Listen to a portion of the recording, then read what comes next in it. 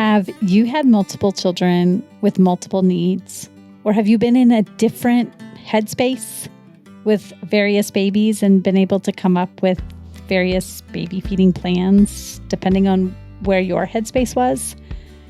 This week, my guest, Lindsay, shares her experiences feeding her 2 babies and the different feeding plans that she came up with from the beginning based on what she knew she was capable of in those moments. She also talks about some very interesting situations with pumping at work. I frequently tell my clients that it is okay to take each next right step as it comes when it comes to baby feeding. So even though many of us create long-term goals when it comes to lactation, I want to feed for 1 year or 2 years or 6 months or 3 months or until my maternity leave is over. That's okay, but also it's okay to make the next right step. And this story is a perfect example of that. So enjoy Lindsay's fantastic story of taking the next right step. And also, she's just a great and funny person who is very reflective about her experiences and knew what she wanted and needed at any given moment. When I began breastfeeding, I was blindsided by how difficult it was. Having known only a handful of people who had ever done it and only seeing it up close a couple of times, I had a huge learning curve. Since then, I've become a doula, a childbirth educator, and an internationally board-certified lactation consultant. I'm your host, Lo Nigrash, and I welcome you to the Milk Making Minutes, where we explore the systemic, medical, and cultural barriers that make feeding our babies so difficult, so that you know your baby feeding struggles were not your fault, and your triumphs really are the miracles you feel they are. Hi, Lindsay. Welcome to the Milk Making Minutes. Hello. Thank you for having me. I'm so glad you're here. So we met, well, this is the first time we're actually meeting, but we met in the ASA Collective, which is a collective for mostly women podcasters or women identifying podcasters. And you have an amazing podcast that I just started listening to. I binge as soon as I play because it is so good. So tell me all about it. Sure. So it's the Yield Crime podcast, and that's old with an E at the end. Some people have a hard time finding it. And it's a podcast I do with my younger sister, Madison, where we discuss historic true crimes that took place pre-1900. So that's like our cutoff. And we basically cover a lot of obscure crimes that a lot of people haven't heard of before. So you won't ever hear like Jack the Ripper or H.H. Holmes on our show. It's going to be a lot of people and things that most people have never heard of before.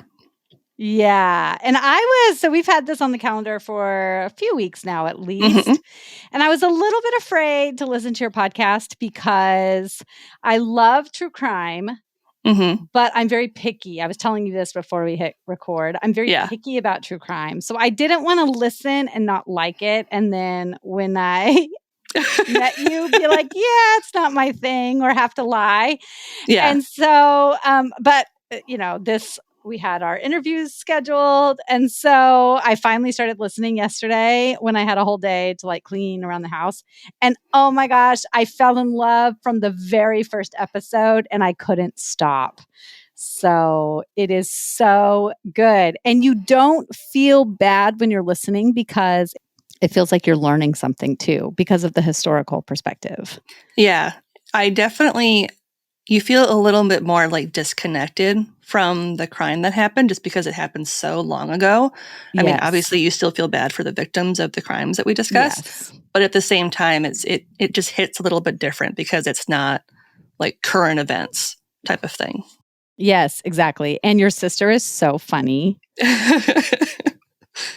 And she doesn't usually, even though it seems like you've told her what it's going to be about, she doesn't remember. And so... Yeah, usually each episode I spring it on her. So she has zero idea what we're going to be discussing each week. So she like comes in fresh, has no idea what we're going to be talking about. And I don't know how far you've gotten, but like my favorite thing to do is spring cannibalism stories on her. Oh my gosh, no, I haven't heard that. There aren't a whole lot in our back catalog, but oh my God, she absolutely hates those episodes. And it's so funny listening to her like comment in those episodes because it makes her so uncomfortable. So yeah, it's so good. Yeah, you guys are so good together. Yeah, and anyone who is even slightly interested in true crime, slightly interested in history, they're so good. So I highly recommend any busy mom who's nursing in the middle of the night or needs a little brain stimulation during the day when you are tired of imaginative play or on a walk with your kids or at the playground. I highly recommend that you check out this podcast because I loved it from the moment I hit play. And I love that as soon as you get on the podcast, you just dive right in. The format is so great and the topics are really great. And then you have these bi-weekly shows where you have other podcasters on.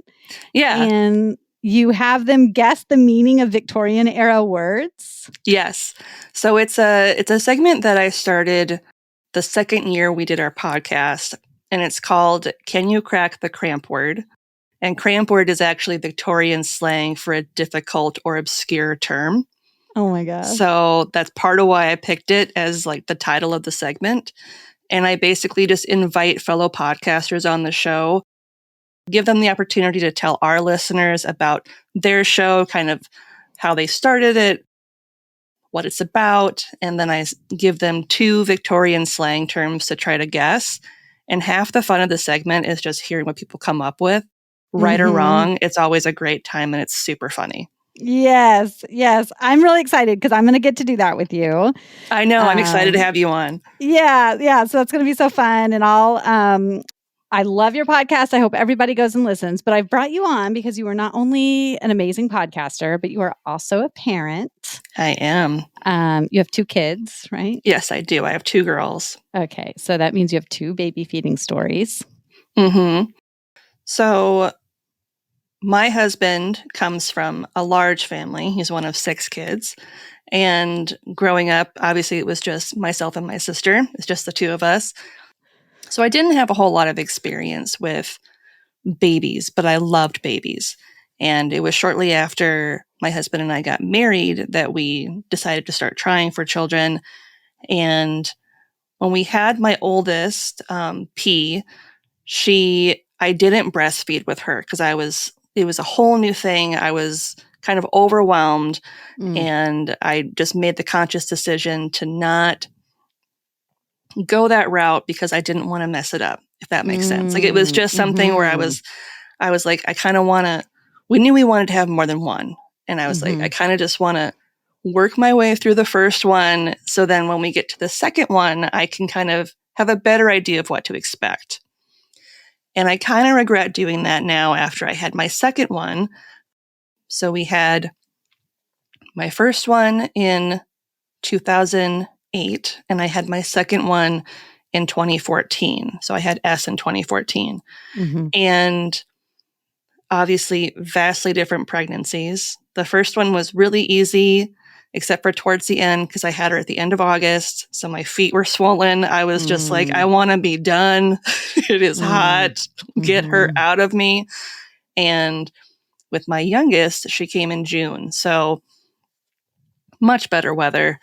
She was my baby where the old adage of what they're going to be born with a lot of hair if you have really bad heartburn. The whole last 2 weeks, I was like bedridden due to heartburn. Like I couldn't move. It was so bad. So when she came out with a full head of hair, I was like, there it is. I knew it. I knew it was coming. So I did make the decision with S to breastfeed because I felt like I had kind of missed out on that with my oldest. It's something I wanted to experience and try for myself. And it's a lot harder than people think it is. Yeah. So can I go back to that first experience when Sure. you made that decision?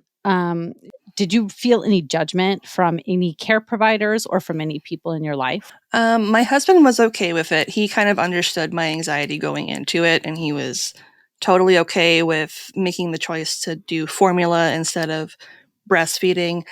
There was one nurse that was a little kind of, oh, really? You don't even want to try when we were in the hospital.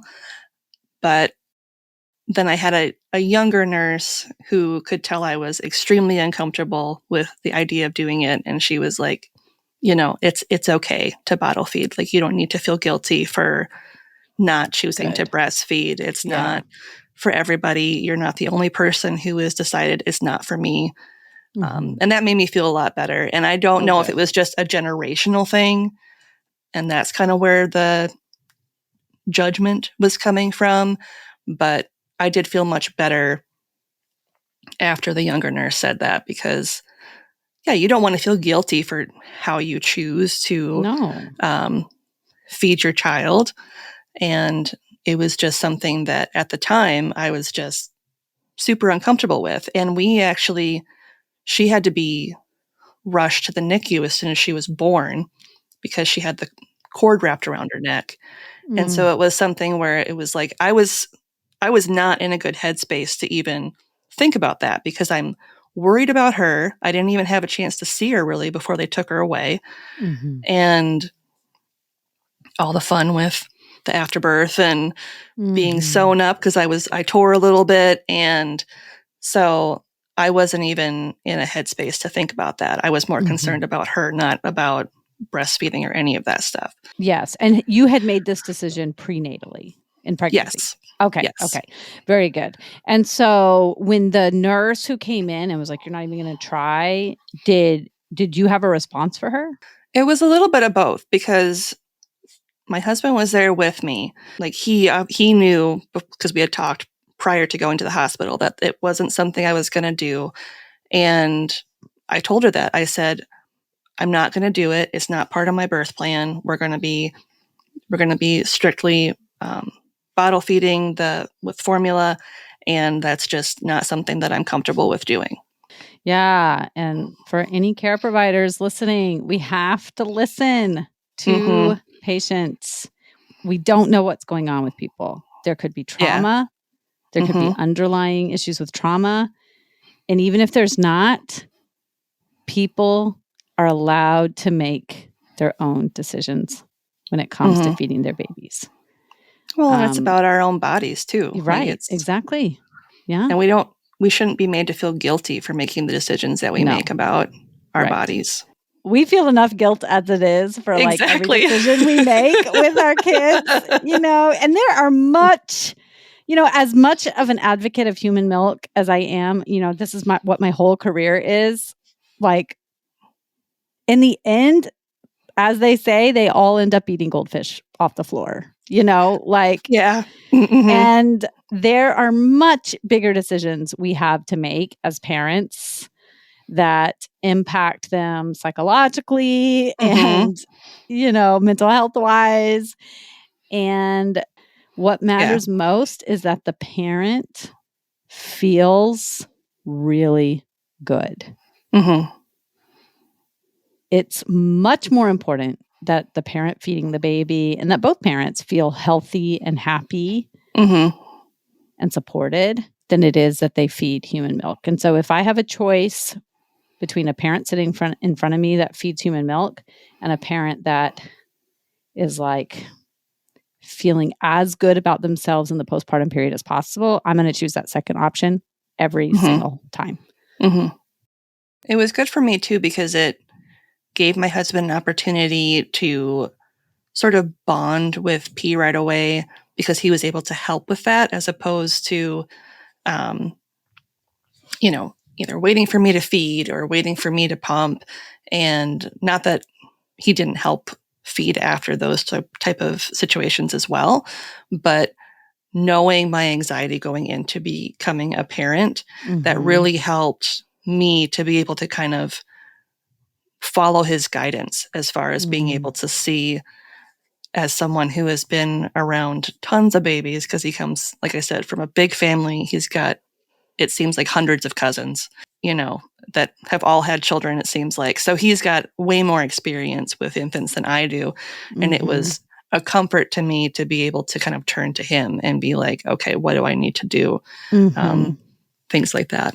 It's unfortunate, but that was really the only thing that was negative about that birthing experience, was just that one pushback. Otherwise, the whole rest of the experience with giving birth, the stay in the hospital, the care we were given after she was born and before we left the hospital was great. Good. I had no negative things to say about it.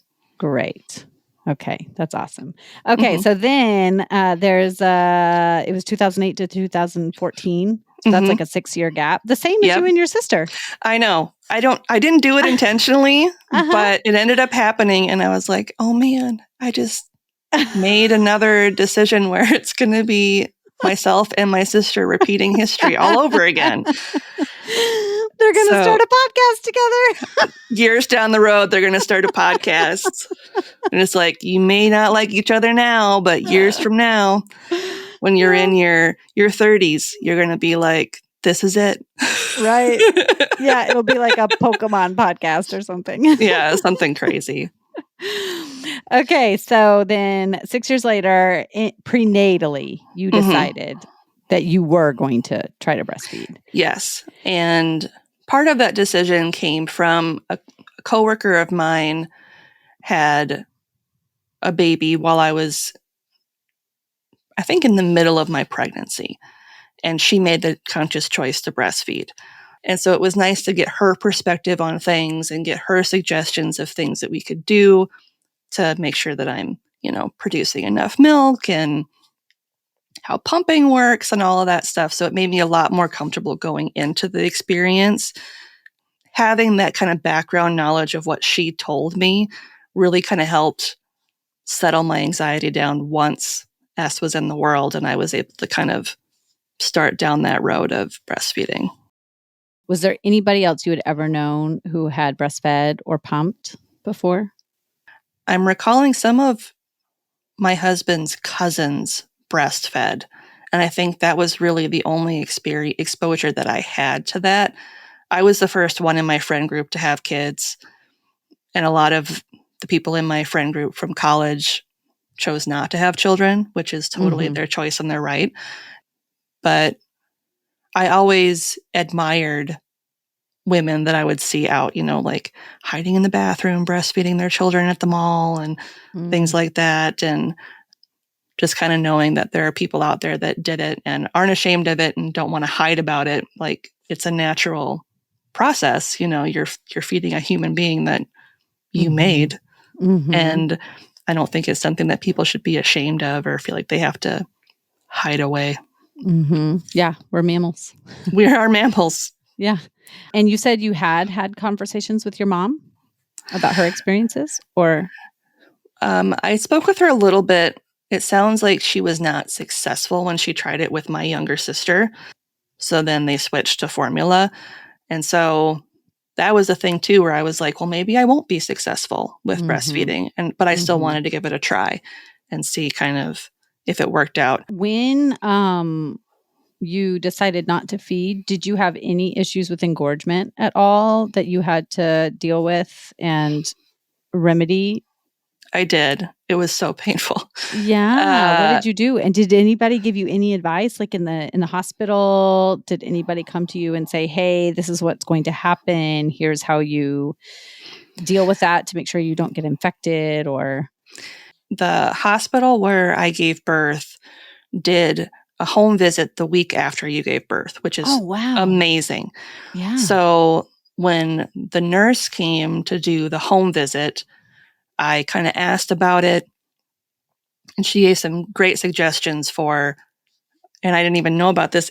It was either lettuce or cabbage that you put that you put in your bra, which is the weirdest thing I've ever heard of and I've ever done in my life as far as my breasts are concerned.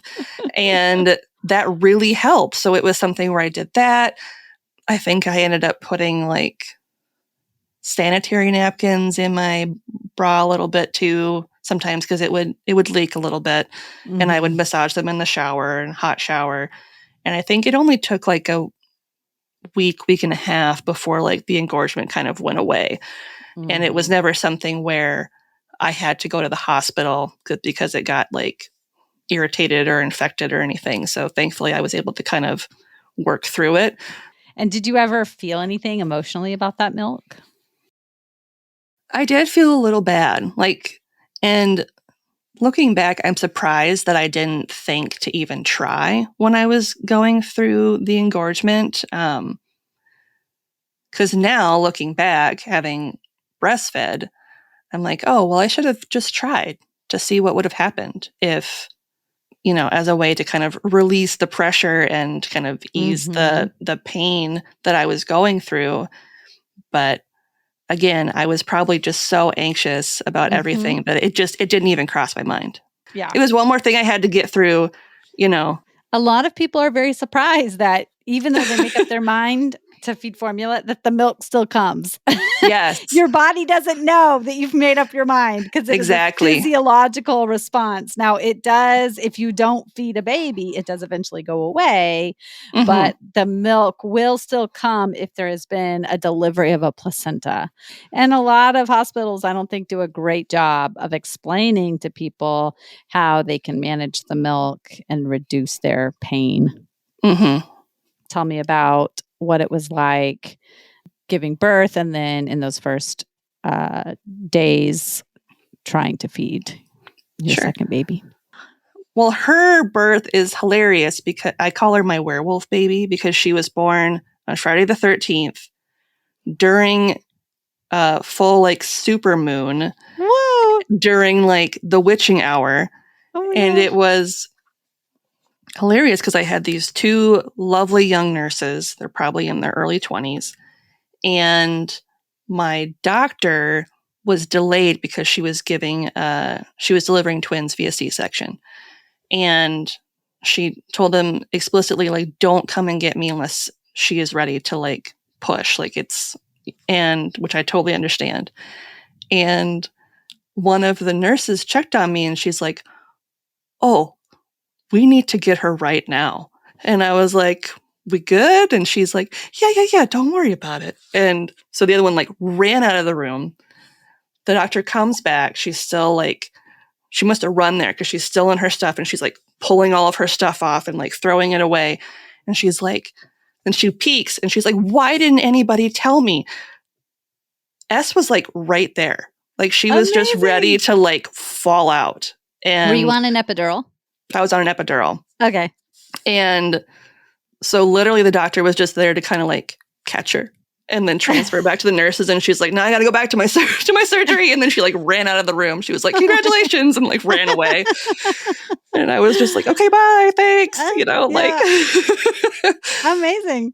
But yeah, we did skinship right away as soon as she was cleaned up. And we waited a little while until I think a lactation specialist came in to like kind of help like walk me through like, okay, here's how you try to get her to latch and things like that. And I did experience issues trying to get her to latch while I was in the hospital. As soon as the milk kind of came in, it was starting to get painful and I would, be up it felt like every 2 minutes I was up trying to feed her, would have to call the nurses in and be like, I need help. I can't.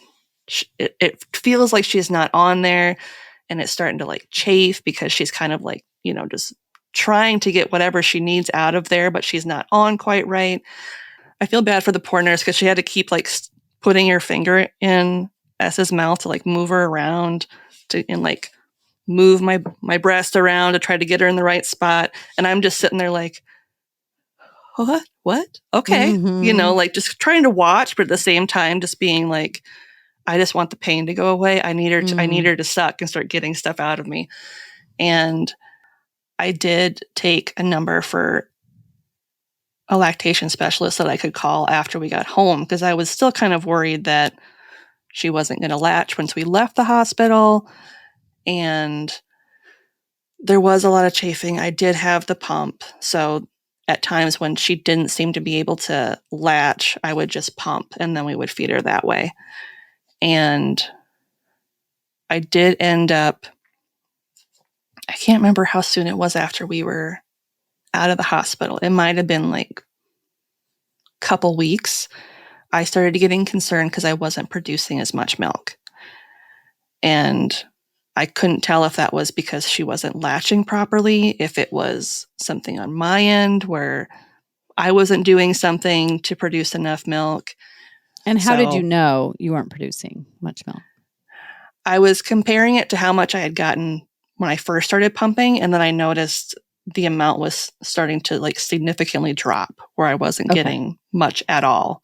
And was S gaining weight? Did she have pees and poops?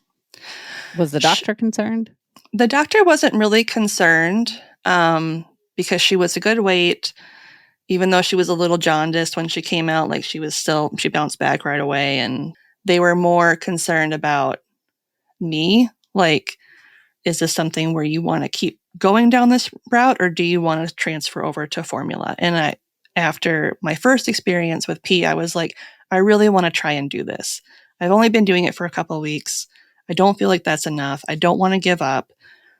And that's when they were kind of like, okay, talk to this lactation specialist. Make sure you bring the baby with. They can look at what you're doing, walk you through things. They might have some suggestions for you on how to increase your milk production.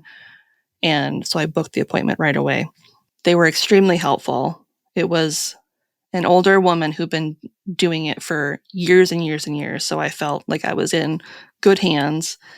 And she really put me at ease. She was like, you're not the only mom who's gone through this. Like, because you feel a sense of guilt. Like what's wrong with me that I'm not producing this milk? What's wrong with me that I can't get her to latch properly? Like, what am I doing wrong? Mm-hmm. And she was really good about putting me at ease and making me feel a lot better. She put me on some supplements to kind of help with the milk production. And my favorite part of it is she's like, I want you to make beer cookies. And I was like, what? aren't you not and cookies? I was like, aren't you not supposed to have alcohol when you're breastfeeding? And she's like, no. And then she explained and she gave me the recipe and she's like, and it'll make a lot of cookies. So you're going to want to like freeze some to have for later. And she's like, but just eat them throughout the day. And I promise it'll help. And I was, you're skeptical. You're like, beer cookies? What? Okay.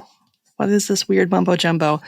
And it worked. Like between the supplements and the beer cookies, my milk production increased. It was back where it was before.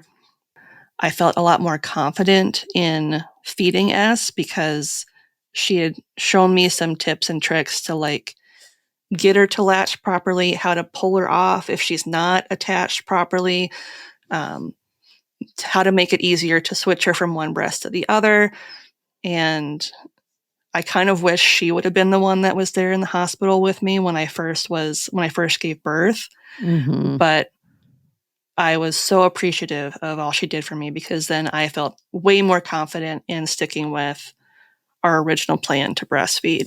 And I got that emotional connection with S that I feel like I really didn't get with P. And I think that's my one regret is I missed out on that emotional connection with her just because it is, it's a very connecting experience to have that time with your child where you're like,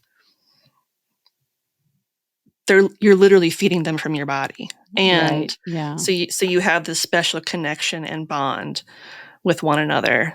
I love that she built up your feeling of being my able to self-confidence. feed your baby. Yeah. And I forgot to mention too, it was great because she had me bring my pump with as well. She's like, maybe you're using the wrong size. And that could also have an impact in how much you're producing or how much is coming out. And I was using the wrong size. So yes. So we got the right size. That really helped as well. She recommended things to help with the chafing, like the creams that you can put on after you're done feeding to really help with the soreness and the rawness. And yeah, I can't thank her enough. The whole experience was great. It was extremely helpful to kind of be able to see what the difference was between unsecure latch and like an actual latch. That really helped me to like visually know, okay, she for sure is not latched properly. I need to adjust her. And to feel a difference. Yeah. Mm-hmm. An unsecure latch, as you're talking about, those kind of shallow latches, it is so painful. It's so painful. Are you hoping to receive the kind of care that Lindsay received? The one-on-one support where someone sits down with you and problem solves what you are experiencing so that you walk away feeling like you can feed your baby in the way that feels right for you. A person who will address the problems that you are having so that after the appointment, you feel more equipped to take care of your baby. A person who hones in on the difficulties that you are having. I can be that person, whether it is virtually or in person. And in most cases, I can bill your insurance. Reach out to me at www.quabbinbirthservices.com. I can't wait to talk to you. So how long did you stay home before you did return to work? I was home for 3 months before I returned to the office. Were you like worrying about milk supply during those 3 months and a return to work? My concern was making sure that I had enough milk produced and stored before I left for work for the day, that I didn't have to worry about her running out before I came home. Mm-hmm. And we did have some formula on hand where if he did have to sub a little bit with formula, if we ran out, he could do that. But then as I was at the office more and like pumping more, I was able to produce enough where she could get through a full day until I got home from work in the evening. And then I could feed her right away and she'd be okay. Did your workspace have a pumping space? This was already after the Affordable Care Act, so it was required. Mm-hmm. Were you in a space that was primarily men, primarily women? It was primarily women. And this is the job where my coworker had pumped at work because she was breastfeeding. And she worked in the warehouse section of our building, and I worked in the office space. And our pumping experiences were very different. When she was pumping, she had to do it in the bathroom/shower that was in the warehouse. And then when I came back to work, I was able to do it in the office space of the old CEO. And the first day that I was back and was pumping, so it was an office space where it had like the windows on the one side of the door. So we had to cover up the windows so people couldn't look in, obviously, and I would have privacy. And I would lock the door. So the first time that it was closed and locked, one of my male coworkers tried to open the door.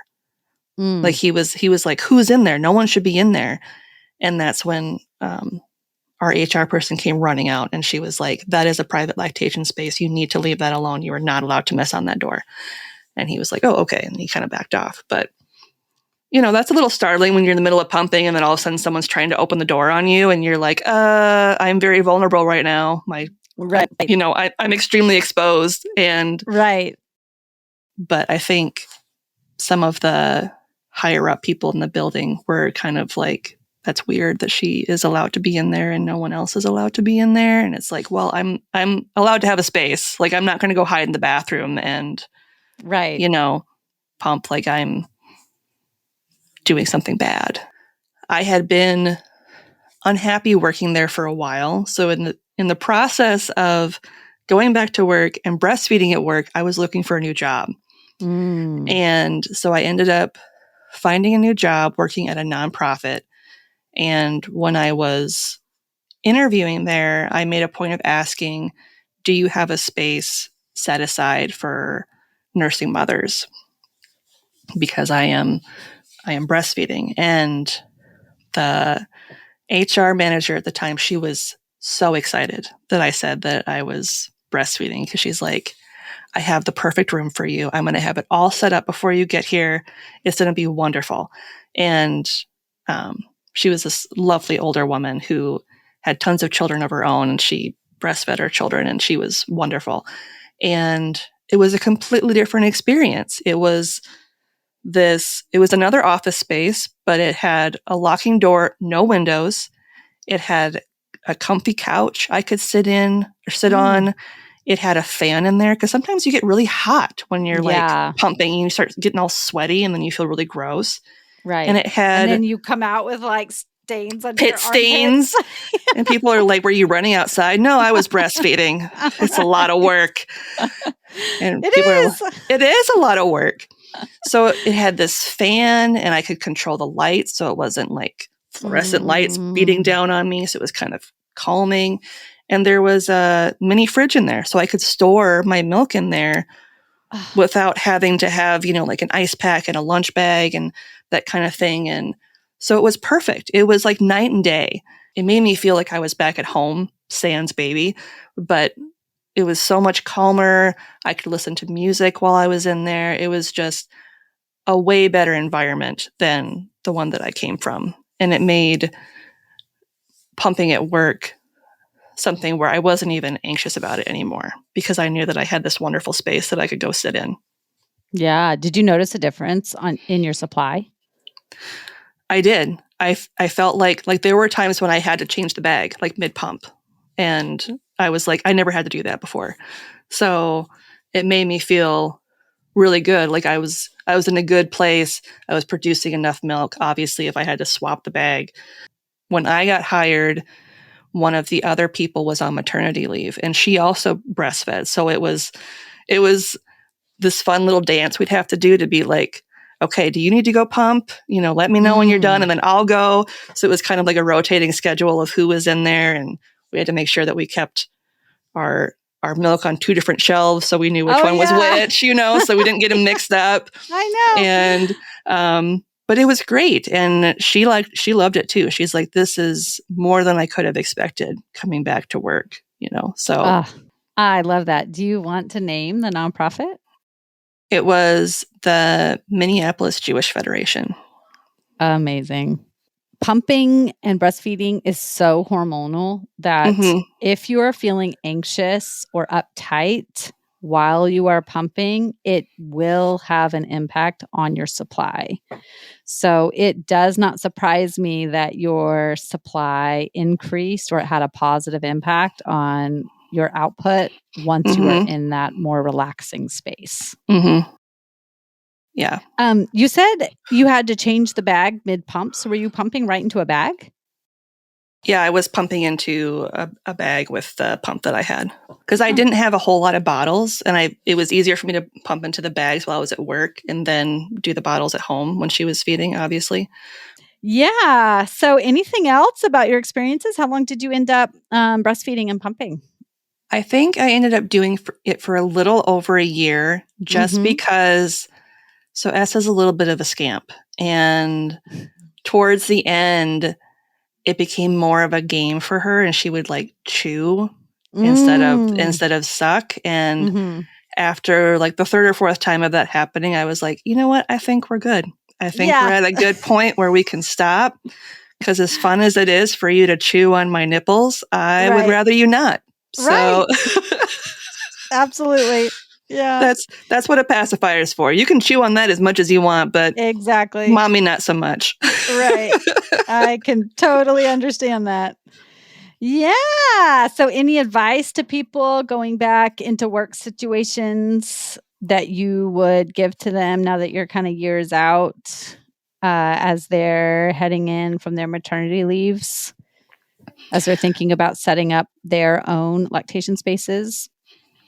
I would say speak to whoever is in charge, whether that's HR or a manager, and kind of let them know before you go on leave, kind of what you're looking for in a space. Like, this is where I would feel comfortable. These are the types of things that would be great to have. Even see if there's a space that you could kind of find before you go on leave to know, okay, when I come back, this is the space that I'm going to be in. Mm-hmm. And then if you have to bring something from home, like say they don't have a fan and you have to bring a fan in from home or something, you kind of already know what the space looks like. Mm-hmm. So you know what to expect when you come back to the office. Awesome. I love that. And do you want to direct the people to where they can find Ye Olde Crime podcast? I'll have it all linked in the show notes, but let my listeners know where they can find you online and in all the podcasting spaces. Sure. So you can find us pretty much on wherever you're listening to this podcast. And if you are looking for more information, you can go on yeoldecrimepodcast.com. Again, that's old with an E. And we are also on Twitter, Facebook, Instagram. And I do have a TikTok where I do funny filters and make fun of myself. And we'll occasionally start doing stuff about actual episodes and not just funny filters and things like that. And you can always reach us via email if you have any questions at yeoldecrimepodcast@gmail.com. Amazing. And I heard on one of your podcasts that there is I'm not on Twitter, but there is a Twitter devoted to taking things that you guys say out of context. Yes.